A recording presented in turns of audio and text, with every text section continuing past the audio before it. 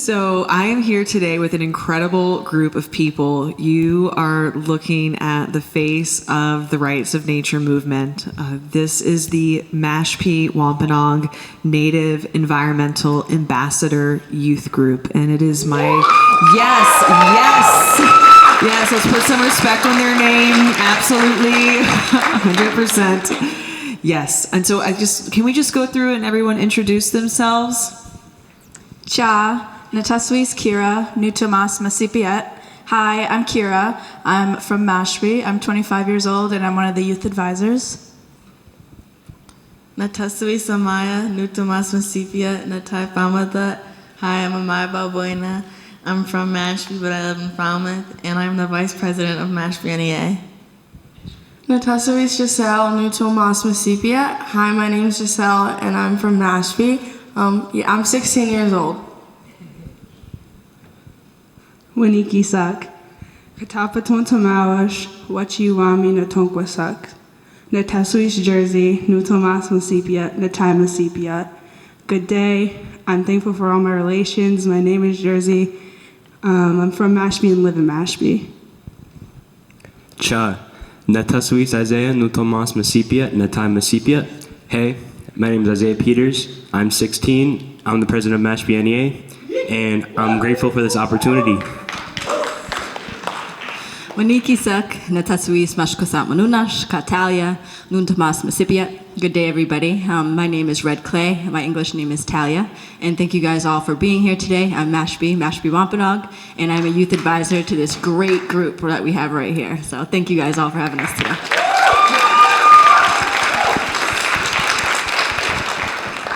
Well, just to get started, would one of you tell us basically who are the Mashpee Wampanoag people? Where are you? Who are you? Yeah, so as the Mashpee Wampanoag people, we are the people of the first light. We were federally recognized in 2007. We are located in Mashpee, but Mashpee is not the only place. As Mashpee Wampanoag Nation is, we're all throughout Massachusetts and some parts of eastern Rhode Island. We're coastal people, so we depend on our waterways a lot. We have both salt and fresh waters.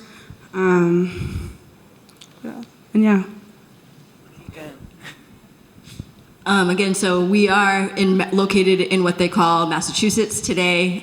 We are the nation that greeted the lost pilgrims when they came about in the 1600s.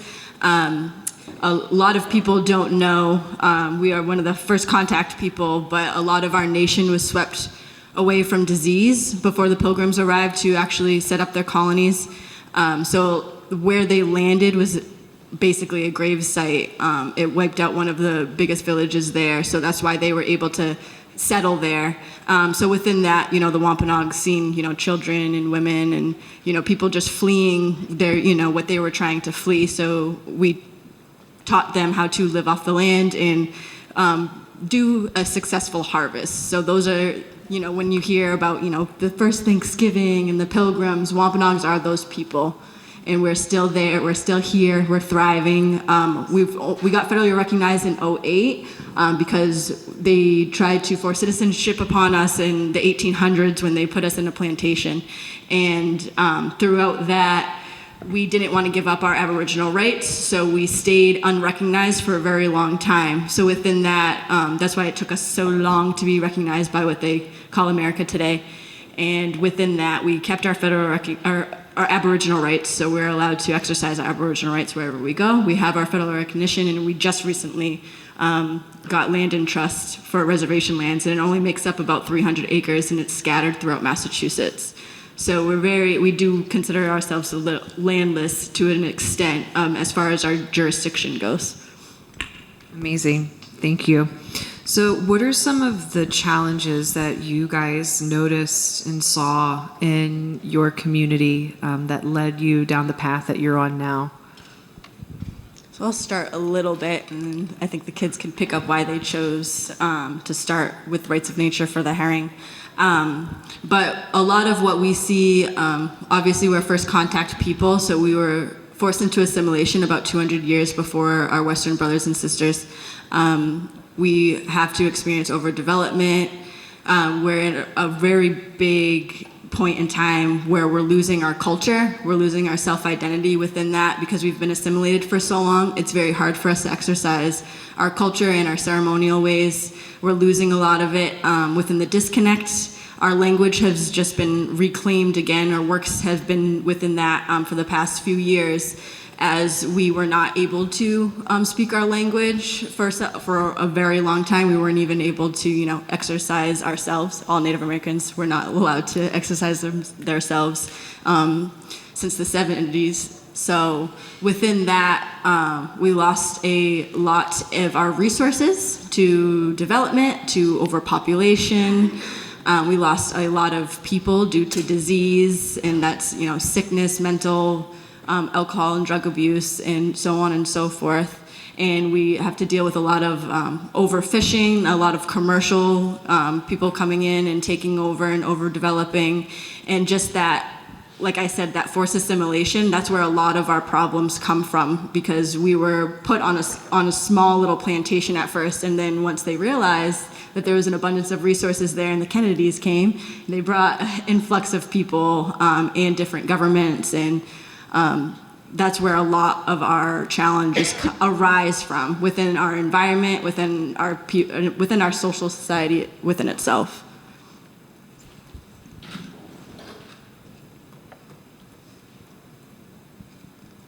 Thank you, Talia. So you guys specifically focused on the herring with all the ecological challenges that you saw and all of the byproducts of colonization. You focused on a fish, and a very special fish. So would one of you explain to us just how's the herring doing? What is the relationship between the tribe and the herring that makes this such a perfect focal point for your work? So the herring are very culturally significant to us because they represent the new year. They tell us when to plant our fertilizer. We use them as bait. We eat them. There's a lot we can do with our herring, and as coastal people, our diet is 70% fish.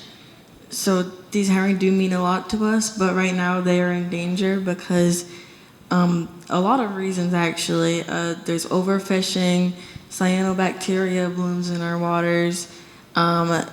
There's these herring runs built by the state in the 1990s, and they're very high pressured, and the fish are getting too tired to get up them. They're dying of tiredness right now.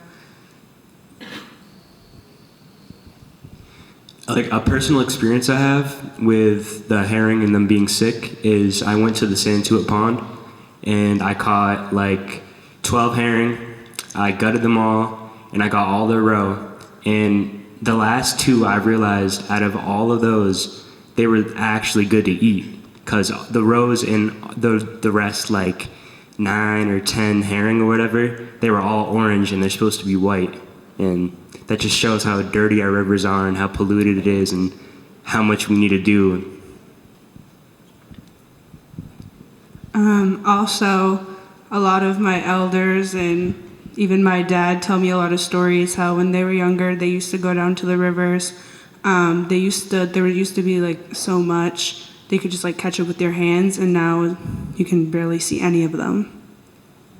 I also remember a story getting told that there were so many herring in the water they could walk on the backs of them, and now you say 10. So it's a big decrease now.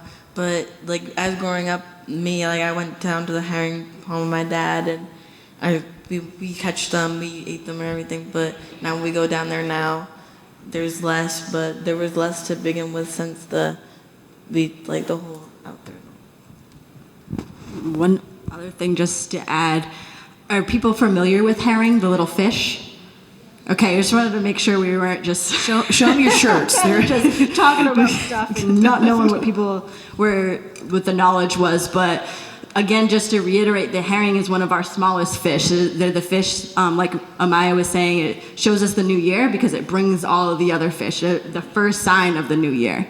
So it's during that springtime, like when the herring come, it's fishing season. Now it's time. So if you can imagine what it's like to see less and less of that, and then like I was mentioning before, the point of our existence as a people within our culture, the more and more the herring die and the less and less we have access to it, the more and more we die as a people. So we figured that this would be the necessary start for us to be able to reclaim ourselves as people again, to keep on thriving and living, is to save this small little being of a fish, that has all this importance of the world, And just Massachusetts, they put a moratorium to be like, oh, they're getting low. Let's make it so non-natives can't get it. Let's just not fish those anymore. But what they're not realizing is everything else that they're doing is what's causing these fish not to be able to get to the point to spawn. So they're overfishing. They're putting bacteria in the water. Cape Cod is a man-made island. So they made, this canal so they could trade things easier. But now they forced us on this little place where they're overdeveloping, and we're at a point where we're going to be living amongst our bathroom, our bowels, because they're not putting the infrastructure there to clean everything up. They're relying on our natural beings, like our quahogs and our indigenous plants, to clean things up that they're doing way too fast. So we're at this point right now that what we see in the water is dying completely, where we can't even utilize it again to touch it, to fish with it, to get those bigger fish. So as you can see, if that goes, then we all go. So that's why we started there. Yes. So what did you guys do? I mean, you noticed a problem in your community. Y'all talked about the bacteria, the pollution, the overdevelopment. For those of you guys that don't know, like a fish ladder is something that men have had to make because development has altered the status of naturally flowing streams.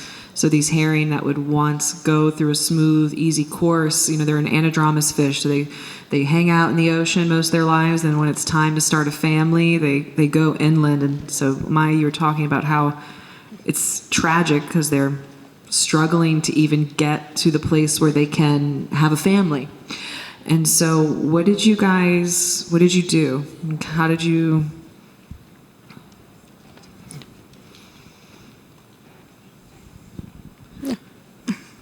One of the first things we did was we declared a state of emergency on behalf of the herring, letting everyone in the community know that there was a problem, that we intended to do something about it.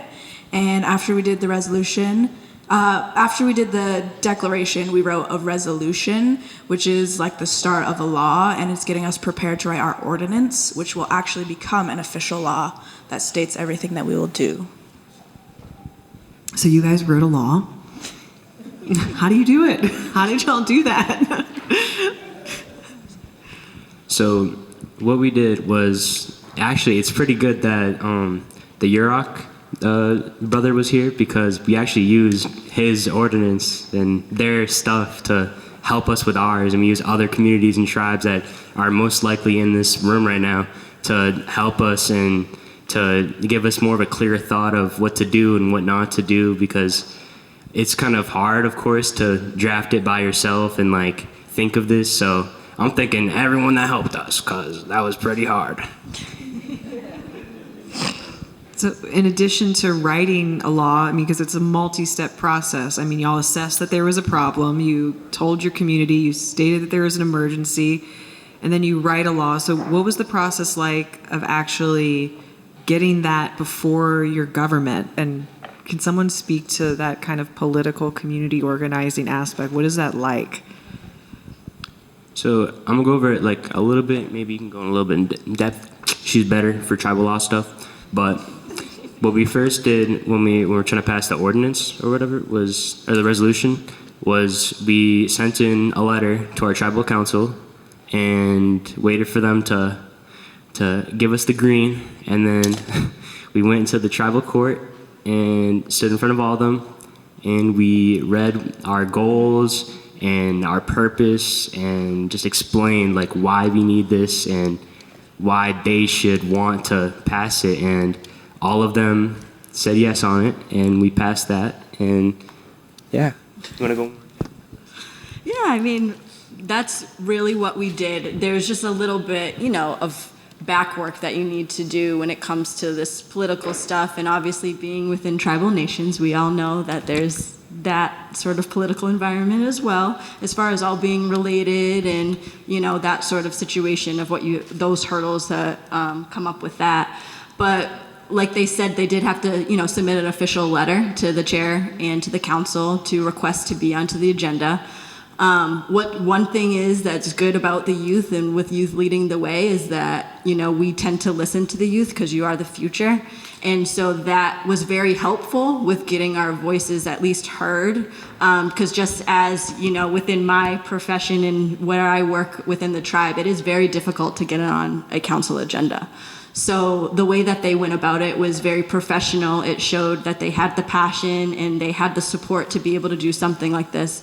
So the council took them serious and gave them the time that they needed on the agenda. And with that came a presentation. We also had to go through our Natural Resource Commission. We had to seek a lot of advice from our elders and our culture keepers, because a lot of what they're learning is relatively new as far as the legal stuff, but as well as the cultural as well. Because like I said before, with our resources being limited and us being able to have access to those points and those people, we aren't giving the opportunity to teach these things. So this is just another way for us to be able to teach the culture and to keep on making it passed down throughout the generations. So they did a lot of cultural meetings. They learned a lot about their traditional practices of how they speak to elders, how they listen, how they put that into practice, and then a lot with the political aspect as far as drafting an official letter, being on the agenda, and then presenting their resolution to the council. Because even with council, they had a lot of questions that came with it. Because one thing that we're learning within rights of nature as Indigenous people, one, it's natural to us. We don't have to put it in black and white into the Western white man kind of law. So for us to put those into their words, it's very difficult, for one. And then for two, for the older generations, law has always been used against them. So they're taking rights of nature and they're seeing a law as like limitations. They don't want to put limitations on the herring. They don't want to put limitations on basically them exercising their culture. So being able to get past that mindset has been really good for the youth, for it to be coming from the youth and for us to see how this can work. So not only did they have to teach themselves, did they have to present to the government, they also had to teach their elders and learn from their elders. And there was a little bit of, I don't want to say a backlash, but a little bit of hesitation from our Natural Resource Commission when they presented to council that they didn't even want them to pass it that night, because they weren't confident in what was in the resolution because they didn't fully understand the legal jargon, because hunters and fishermen may not go to law school and know certain things, right? So it's our due diligence to be able to speak to them and communicate what we're trying to do in our terms. So that was a big part of it that I think they don't realize that happened along the way, because as young people, you just do it. You get a challenge and you just do it. And that's what they've been doing. But that's a little bit of the background of what they had to accomplish. And they did a really great job. Well, y'all are incredible. And I think something that's really worth pointing out is that there's not just one of you on stage here representing this effort. Y'all are a group, and y'all have more people at home too that are a part of this group and effort. So how did you go about forming a group, and what does it mean to be this community within a community? So we started off, we went to DC for the close-up program, and we learned about tribal sovereignty. And there was this project where you had to focus on like one thing your tribe was struggling with. And we talked to a bunch of other tribes because we were in this little group, and there was a bunch of similarities between everybody, until one of us was like, hey, what about the water pollution and how we can't swim in the Mashpee Pond? And we ended up making that our thing, and we presented it to a bunch of tribal leaders. And then we came home, and we didn't really think much of it, and we got invited to the salmon camp in Alaska, which was a great experience. And we got to work with you and everyone, and we eventually came up with the idea that we're gonna focus on the herring because of how what Talia said. It's so like significant to us in so many ways. Yeah. I'd like to mention that a lot of the youth leaders, not a lot, but a few of the youth leaders from Alaska are here. Bring it up for them. What?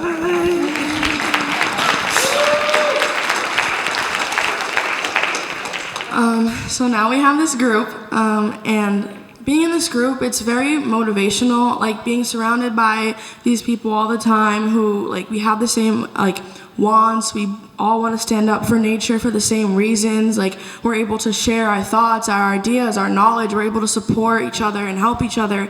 And, like, every individual in this group contributes to the success of the group as a whole.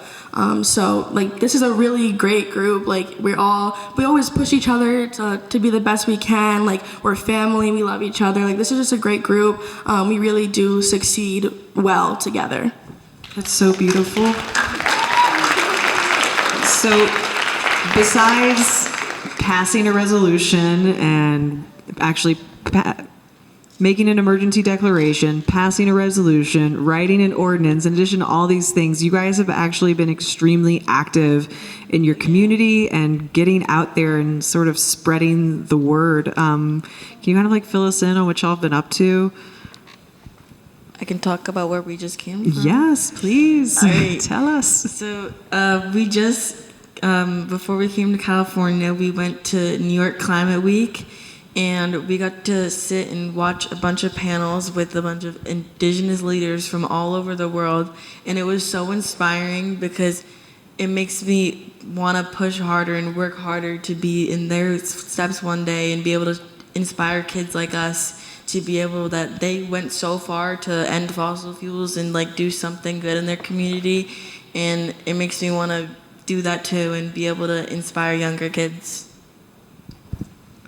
So adding on to that, like it being inspirational, seeing different people from all over the world start where we started. Like they noticed a problem and they wanted to do something about it, and they were successful. So seeing all these like successful individuals and groups in New York that were able to like stand up for nature and be successful, it really does give us like the inspiration and motivation that we can be in their position one day.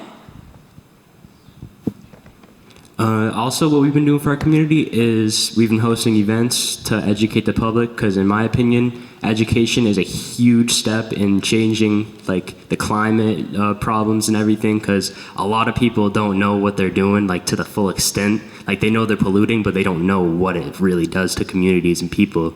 So we've done the Charles River paddle. We paddled the whole river to an event, and then we presented to the people there. We did the Mashanatucket River too, and we presented there. We've done programs like Kids Teach Kids, where we've informed other youth people in our communities about what's going on. And we have an upcoming event on October 9th in Newton for Newton's Indigenous Peoples Day, so pop out.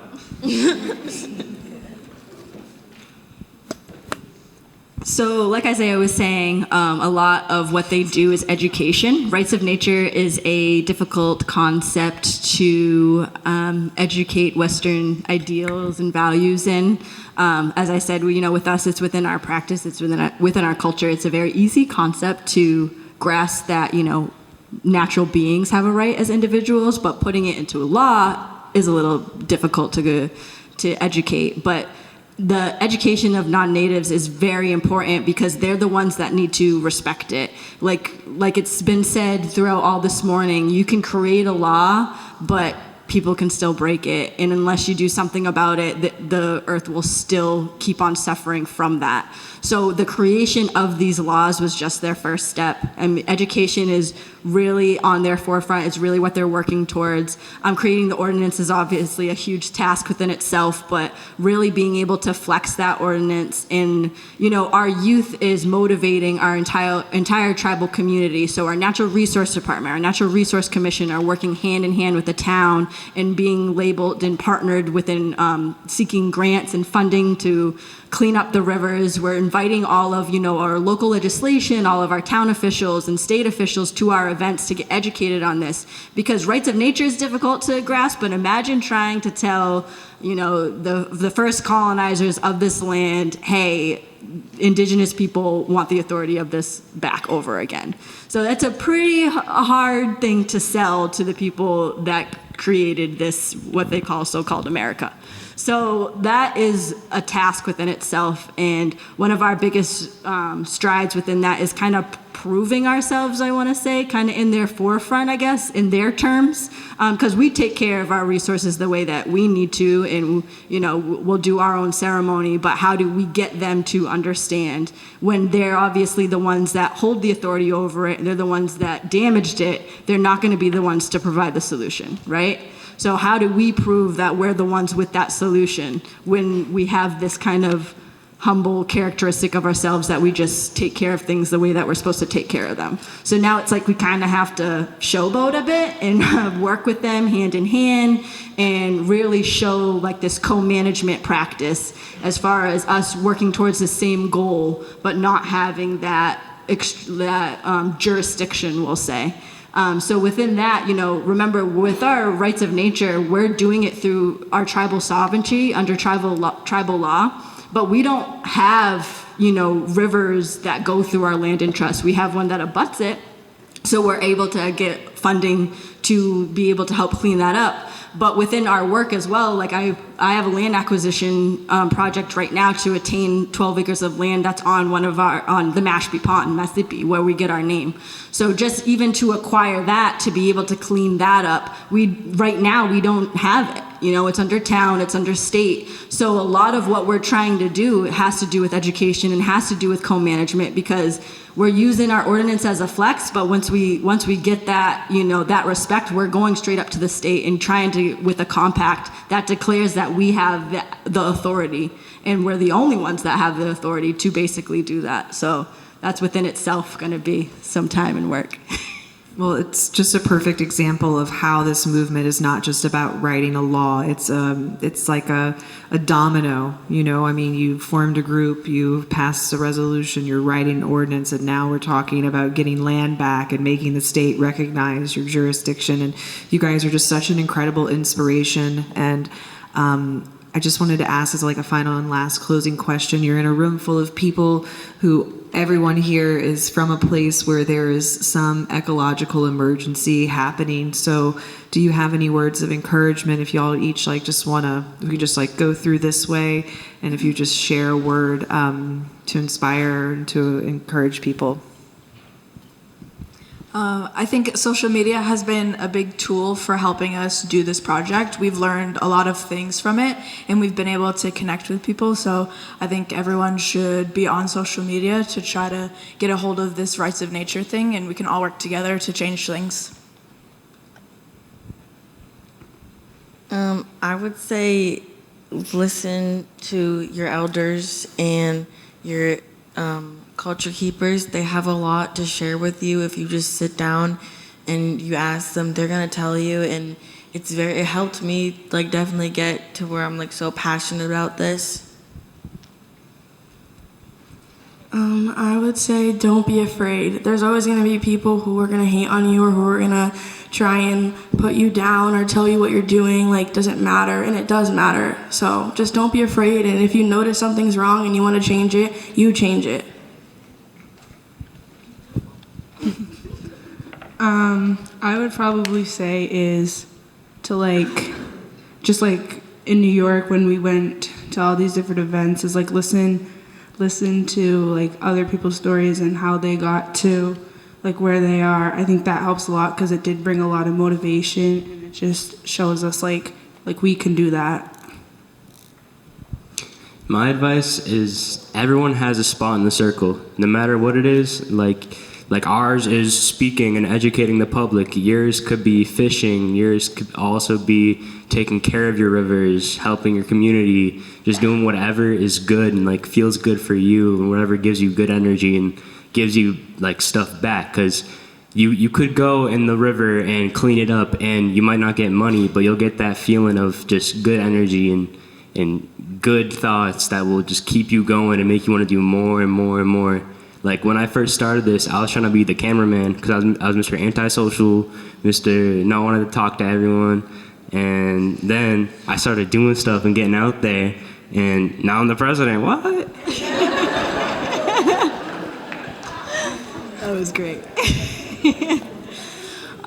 So what I would like to say is one of the most important things is to never give up. This fight is bigger than us. We're just here kind of executing it, right? And like our grandma Casey says, we are not defending nature. We are nature defending itself. So keep that every time. I bring that everywhere I go now. Because every time you feel a little bit of defeat, just remember it's just a hiccup. It's just a bad moment or a bad day. You know, this fight will keep on going because Mother Nature is not going to slow down for the white man's world. It's just not. And we're just here to vocalize ourselves. And it's time for us to stand up.